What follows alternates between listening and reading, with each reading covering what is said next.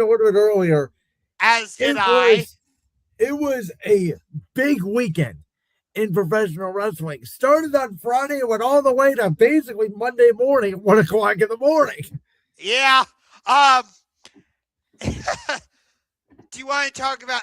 Well, do you want me to go into AEW first, or do you want to talk about corporate Cody? Let's do it in chronological order. Let's talk about corporate Cody and the Randy Orton heel turn first. Okay.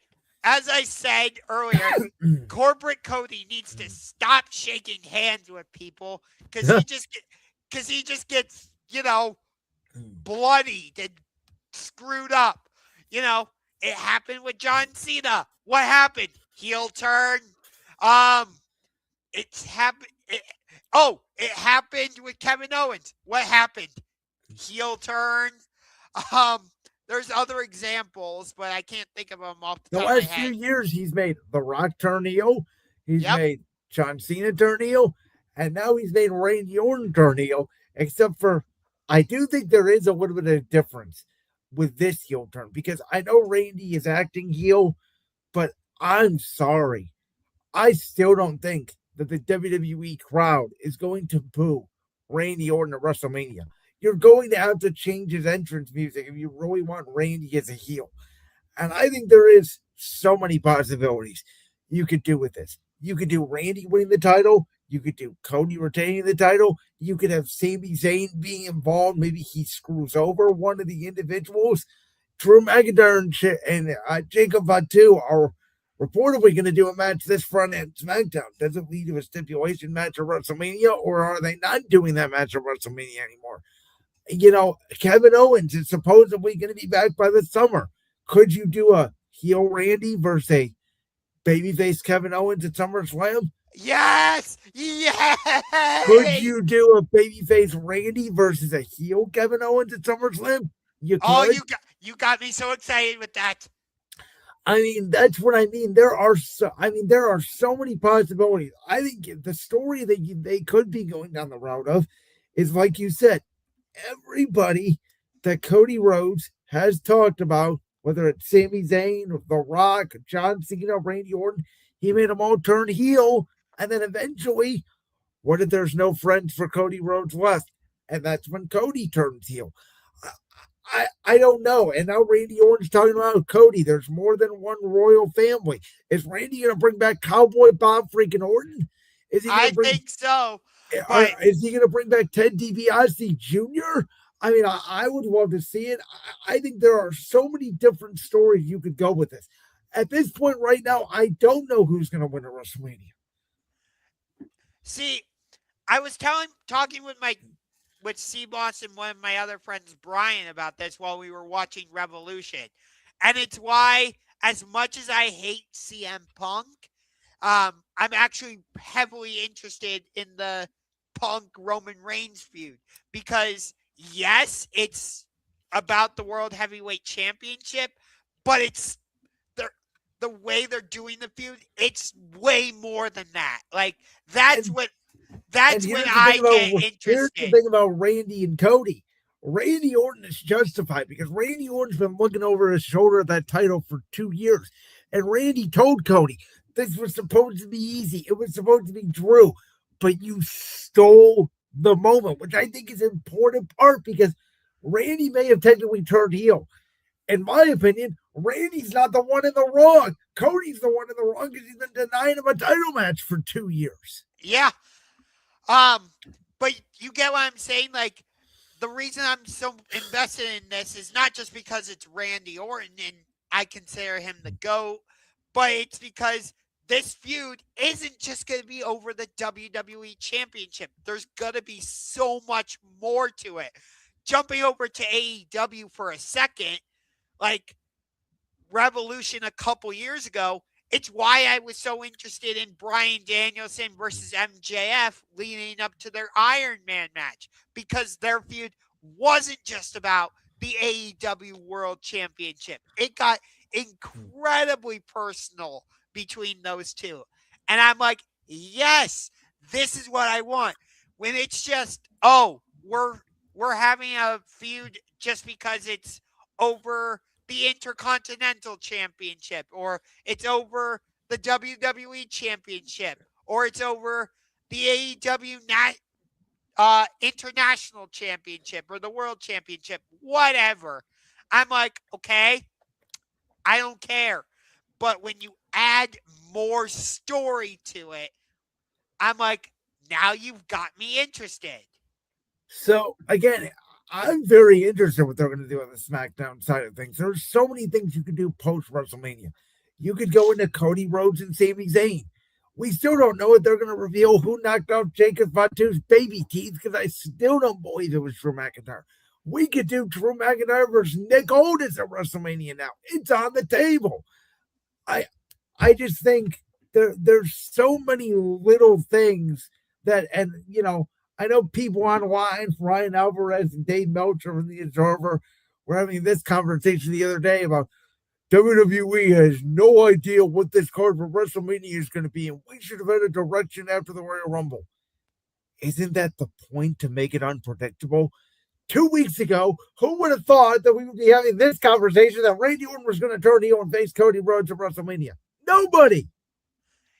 But you're 100% right. Like, nobody was cheering Randy or nobody was booing Randy Orton, because this is the version of Randy Orton that we've been wanting. Well, it's not that. It's Randy's so popular, and once he came back from that back injury, it's kind of like Edge and his neck injury, and obviously now Cope, who is back in AEW, returned with Christian at AEW Revolution. We'll get to it. They tried to turn him heel with the Judgment Day. It didn't work because he's not a heel. He may have good heel instincts. He may have good heel characteristics. You don't want to boo a guy that was out of action for 9 years. We thought Randy Orton may never wrestle again. No one is going to boo Randy Orton because he's that damn good. Well, my friend Brian was talking about this while we were watching Revolution. The reason they had to boot Edge or Adam Copeland from the Judgment Day was because Cody and Randy were both injured, so they needed a top babyface. But it also wasn't working. Nobody was booing Edge. Well, that's right. I disagree. And he said it like people were just starting to boo him. And like maybe a little bit, but it took time. And I think it's gonna take, like, if you're gonna boo Randy Orton, I think it's gonna take like him RKOing Brandy Rhodes or some shit. Which we've seen him do that type of thing before. I mean, you theoretically could have him repeat 2009 and handcuff Brandy to the ropes and make Cody be like Triple H and Brandy be like Stephanie. Yeah.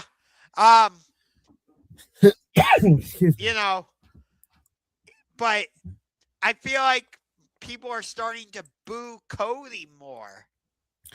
I think Cody is trapping himself in the same situation he trapped himself in at the end of his AEW run. I feel like we're watching the same exact run. I would agree with you. But the problem is he's still doing tremendous merchandise for WWE. And you watch the videos online of Cody beating Drew for the title on that SmackDown. The crowd went wild for Cody. He's still getting the reactions for the most part in the arena. And because he's doing such great sales and the merchandise and, the Make-A-Wish and all that, similar to Cena, I don't think WWE wants to turn him heel. Yeah, but it's interesting. Like, slowly all of his friends are turning on him. As of right now, he only has 2 left, Sammy and Jay. And I wonder now, because here's my other thought. So, Brock Lesnar is facing Obafemi, who Obafemi's a fucking monster. Yes, I'm saying fucking because that's what he is. He's a goddamn fucking monster. Love the kid. I wonder now, does Logan Paul and Austin Theory walk in as the World Tag Team Champs and you do them against Seth Rollins and LA Knight? And maybe the Usos align with Roman Reigns and maybe the Bloodline becomes heel again. Maybe they turn.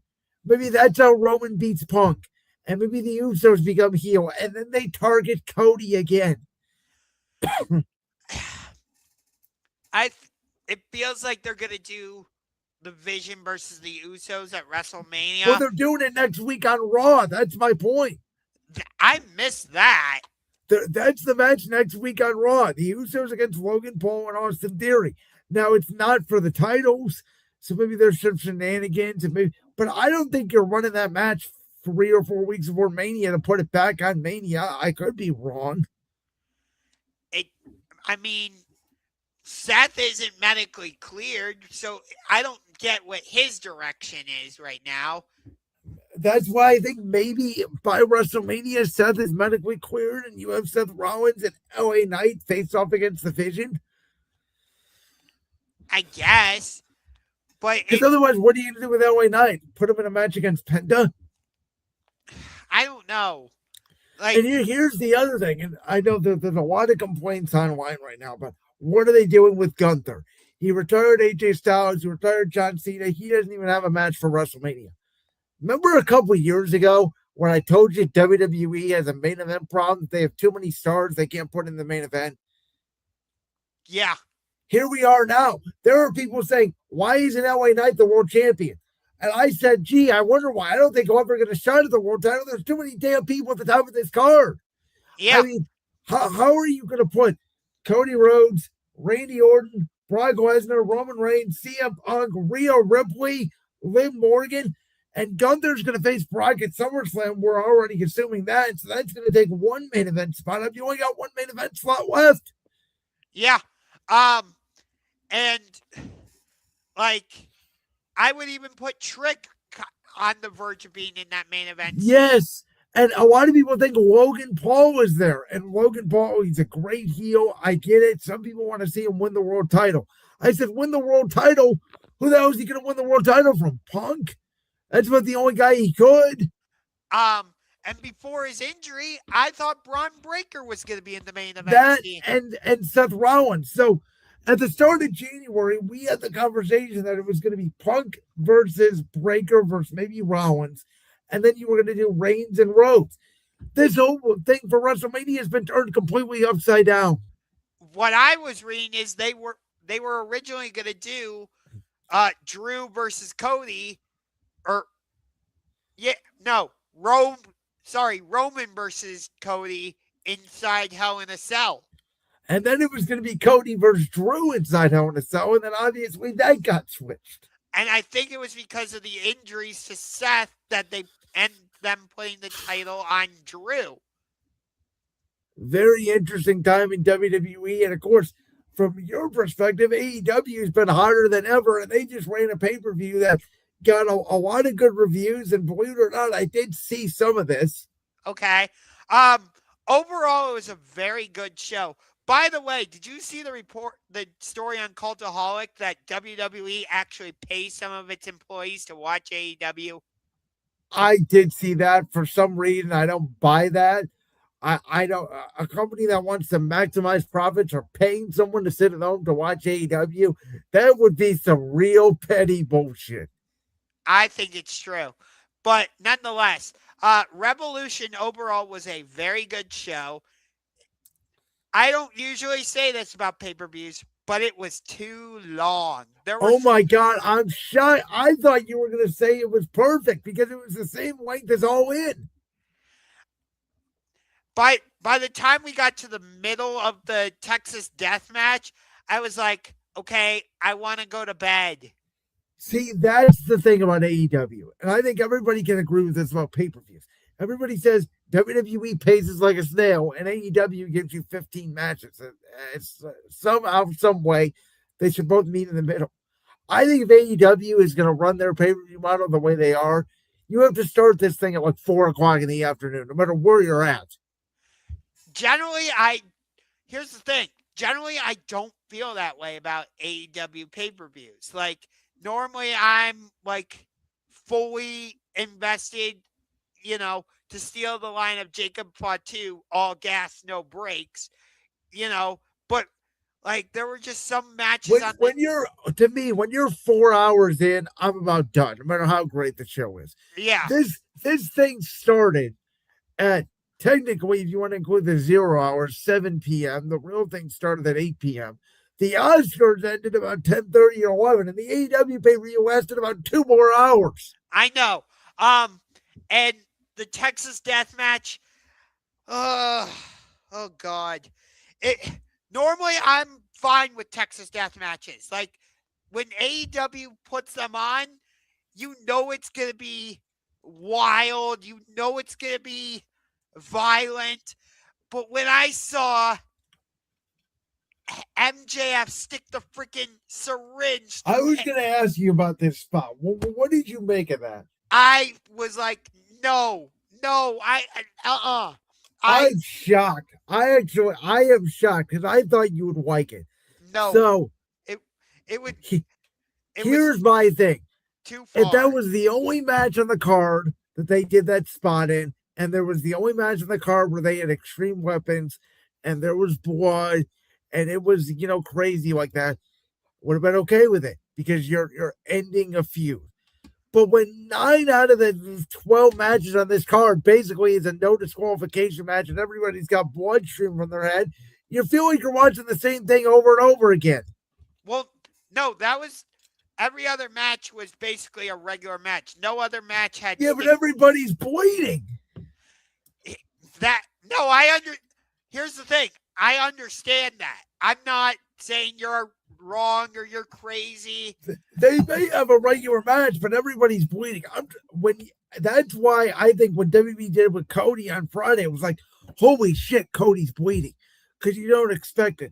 If that was the only match of the night, and you saw MJF and Hangman Page both bleeding, and maybe they did the syringe spot, and it was a little bit disgusting. But correct me if I'm wrong. Didn't they do a similar spot with Swerve and maybe it was Hangman Page or somebody else in a similar pay-per-view? So they did that spot at All Out Yes. 2024 Steel Cage Lights Out match, Swerve Hangman, and they did the syringe spot. Yeah. So again, when you've seen the spot, it's hard to do it again and get the same pub, in my opinion. I did not watch that pay-per-view because it was just a couple weeks after All In, and I didn't want to do $50 again. I was like, no, I just to that point, I'm dead serious about this. If I could get the AEW pay-per-view just on HBO Max, not having to pay the additional, I think it's like $20 or whatever it is, I would watch the AEW pay-per-views. I'm not paying an additional $25 for a product I don't even watch on the regular already to watch some of the matches I might have been interested in. Yeah. Most of the matches though were really good. Like I enjoyed most of them. There were a couple matches where I was like, okay, that didn't need to be on the pay-per-view. Like the women's tag team title match, that should have just been on Dynamite. Like I didn't need to see it. The Tornado Trios match, it was really good, but I was like, that could have been on Dynamite. Andrade Bandito, it was quite good. And Andrade got a big pop from what I saw. It looks like he's getting over a little bit in AEW. Yeah, I think it's because he's actually he's put off all the nonsense and stuff that he was doing in his first run, and he's actually putting in the work. Like, for God's sakes, he beat Swerve.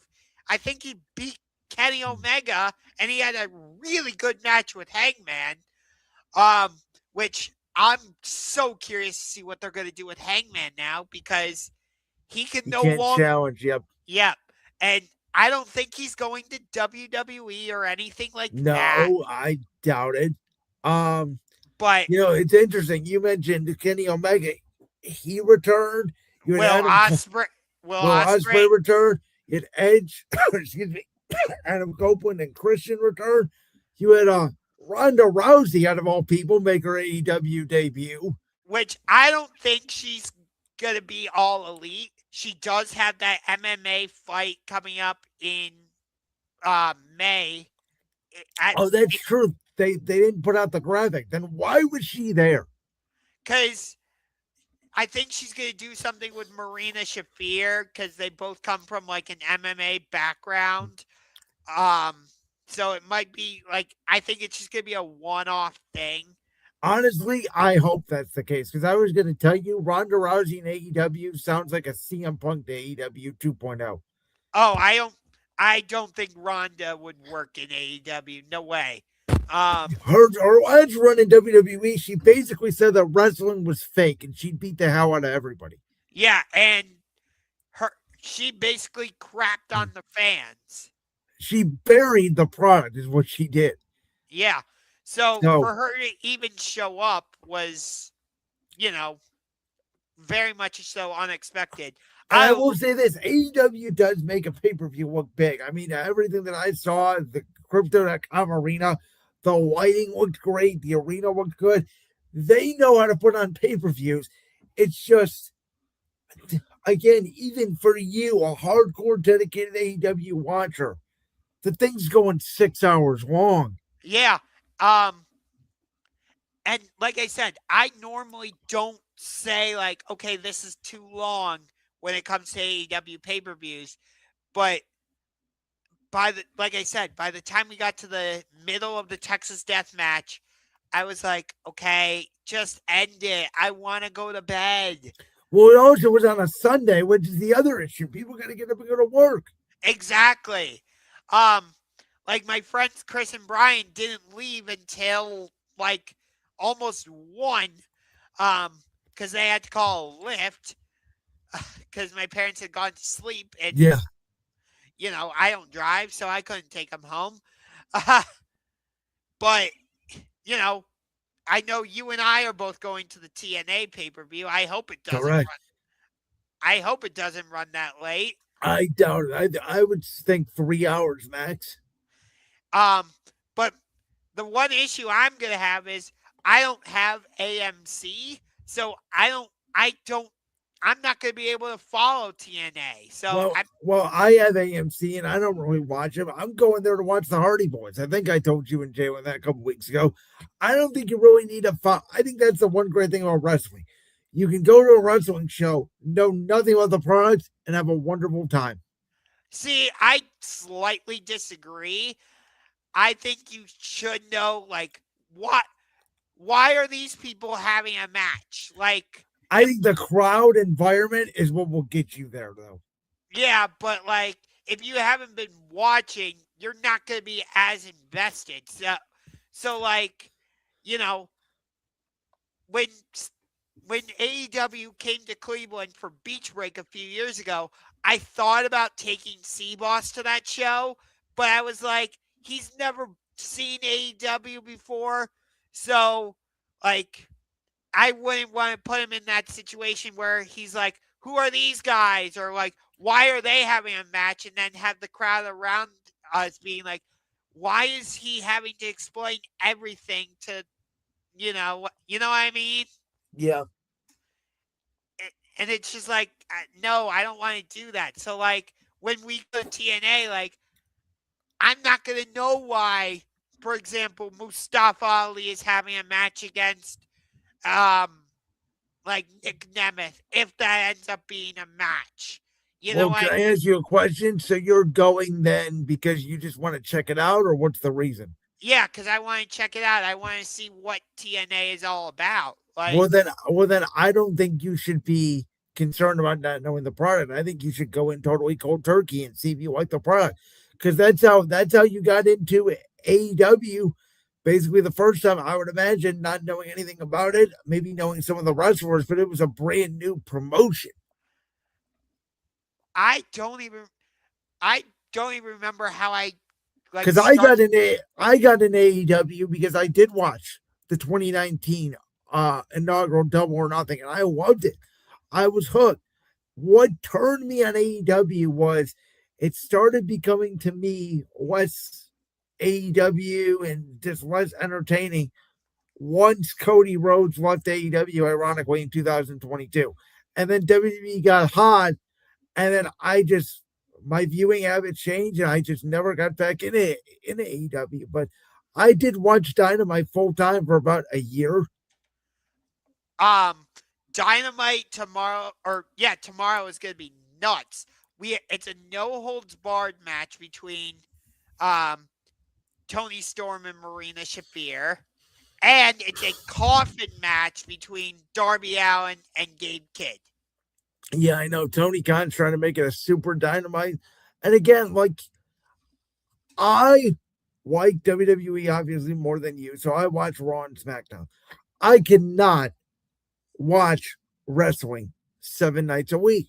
So I just make my choice, and my choice is WWE, and your choice is AEW, and that is okay. And I think the conversation that is becoming more and more prevalent is these two companies are separating themselves more and more. If you want to call it competition, you can call it competition, but they're pro wrestling, but that's about all they are in terms of similarity. I know you don't think it'll ever happen, but my God, if we ever got like some type of pay per view where AEW wrestlers were facing WWE wrestlers, it would feed families for years. It would feed families, but unfortunately, there's no benefit for WWE in doing that show. There's a great benefit to AEW, which clearly somebody in WWE, as you mentioned, does not want AEW to be successful. Because WWE is paying people to watch AEW. You know, did you hear that story that Vince McMahon a long time ago paid Daniel Bryan to watch AEW and Bryan Danielson was still in WWE to tell Vince what they were doing that they weren't? No, but Bryan That's a did. true story. So I don't know.